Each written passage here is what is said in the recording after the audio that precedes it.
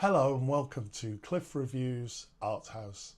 This time I'm reviewing the 1954 film Rear Window, directed by Alfred Hitchcock. I recently had a David Lynch season where I watched all of his work in 2 weeks, and I've now reviewed all of his films on the channel. There were many times over this Lynch marathon that it felt like Lynch is explicitly evoking Hitchcock, especially in Blue Velvet, where there are a number of similarities with Hitchcock's film Rear Window. I haven't watched any Hitchcock for a while, so I decided to watch Rear Window. I'd never actually seen it before, so was happy to catch up on this film. There's no denying the craft of Rear Window. It's tight, inventive, and it's gripping. The final act, in which Grace Kelly is trapped in the apartment and James Stewart's voyeur is forced to confront what he's been watching, it's masterfully executed.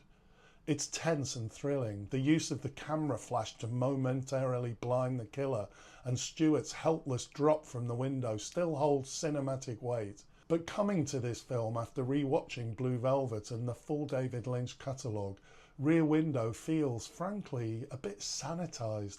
The subject matter, voyeurism, surveillance, the dark undercurrents of ordinary lives, it invites something more transgressive.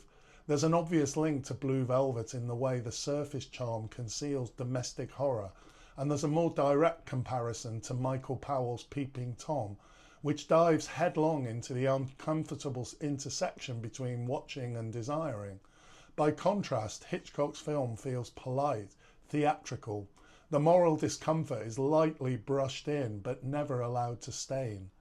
There's something fascinating in the setup. Each apartment across the courtyard becomes a stage, and the viewer becomes a kind of spectator drifting from one theatre to another. It's a brilliant device, and yet the voyeurism itself never truly unsettles. Unlike Peeping Tom, which implicates the viewer, or Psycho, which opens with a sleazy motel affair and descends into psychological horror, Rear Window plays things safe. The two women, Grace Kelly's glamorous girlfriend and the wisecracking nurse, they become co-conspirators in the watching, making it feel communal, even cosy. That's not to say that the film fails. It doesn't. It's a technically elegant piece of cinema with moments of brilliance. But I do think that its moral inquiry remains half-formed. The chance to really challenge the audience, to make them squirm in their seat as they perhaps see themselves in the voyeur, it's passed up in favour of wit, pacing and suspense. In Rear Window, Hitchcock is perhaps circling the edge of what he'd later explore more fearlessly.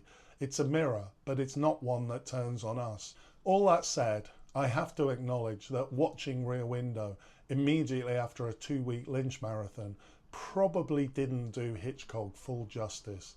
My cinematic palette wasn't exactly cleansed. I was still saturated in Lynch's dream logic, tonal ambiguity and surreal horror. It made Rear Window feel almost too neat, too formally restrained. That perhaps says more about me than it does about Hitchcock, I guess. What we watch before a film shapes how we receive it.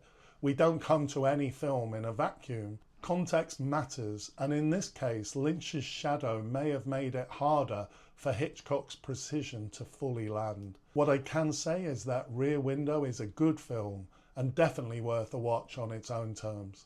Thanks for watching, and I'll see you next time.